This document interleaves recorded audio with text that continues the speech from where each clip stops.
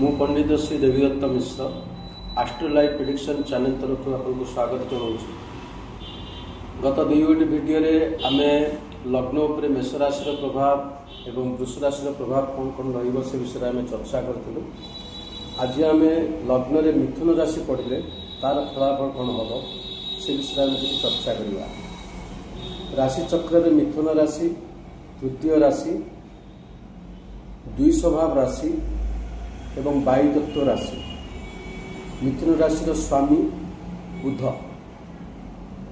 एवं लग्न रे मिथुन राशि पड़िले साधारणतः बुध शुक्र एवं शनि एमाने ए जातक पई जोगकारक होइथांती एवं रवि चंद्र मंगल बृहस्पति ए जातक पई अशुभ ग्रह।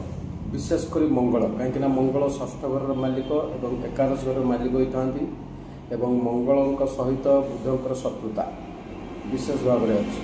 तेणु मंगल जातक विशेष खराब। वर्तमान आसतु आम जाना लग्न रे बुध राशि रहिले कौन रिजल्ट हम।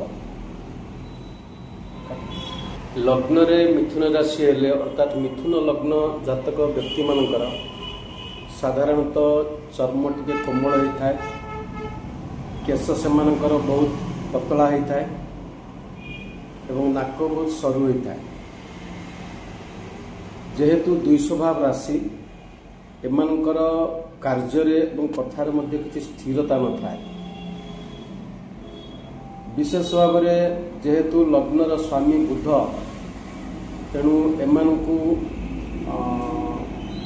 ड्राइंग करवा आर्ट चित्रांकन किंबा गीत गाइबा सिनेमा देखिबा किंबा किछि बही पढ़िबा ये सब जिनस प्रति एमानकर विशेष आकर्षण थाए। एमानकर व्यक्तित्व मध्य बहुत सुंदर, एमाने बहुत क्षमाशील, उत्तम चरित्रयुक्त।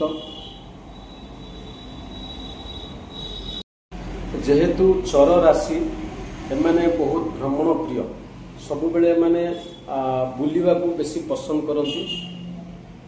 द्वितीय द्विस्वभाव राशि एमानकर नेचर डुअलिटी थाए अर्थात सेमाने तांकर कर्म रे कोनोसी गोटे किछि काम करिया को गला बेले सेमाने कोनोसी स्थिर मस्तिष्क हेई पारंती, कोनोसी स्थिर डिसिजन सेमाने नहीं पारंती। एटा तांकर जीवन में गोटे बहुत बड़ दुर्बलता। प्रत्येक कार्य डुअलिटी थाए। सकाळे सेमाने गोटे प्रकार कहिथिबे, संध्या बेले सेही कथा को परिवर्तन कर दै अन्य प्रकार गोटे कथा कहिबे।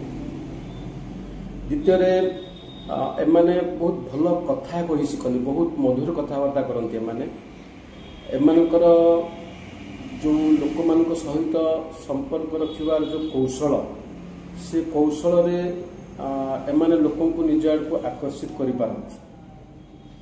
आ गोटे एमानकर दुर्बल गुण होची एमाने शारीरिक परिश्रम विशेष भाव में करिया को चाहती।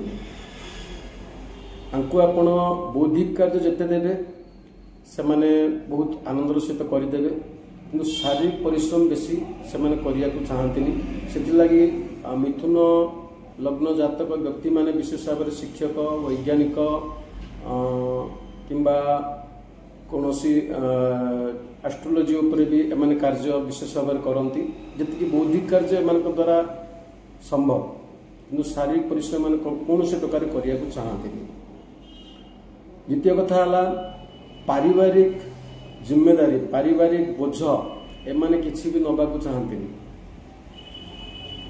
जदि कौन सी प्रकार पारिवारिक बोझ एमान ऊपर पड़े ताहले एमाने बहुत शीघ्र विरक्ति प्रकाश करती। नहले एमिति आमे देखिया गले मिथुन लग्नर व्यक्ति माने बहुत चरित्रवान, स्नेही, बहुत भल गुण से पाखे थाए, कि यही किछिटा खराब गुण से जीवन में विशेष भाव में किसी ना कि समस्या सृष्टि करे। आज मिथुन राशि विषय आम कहलु।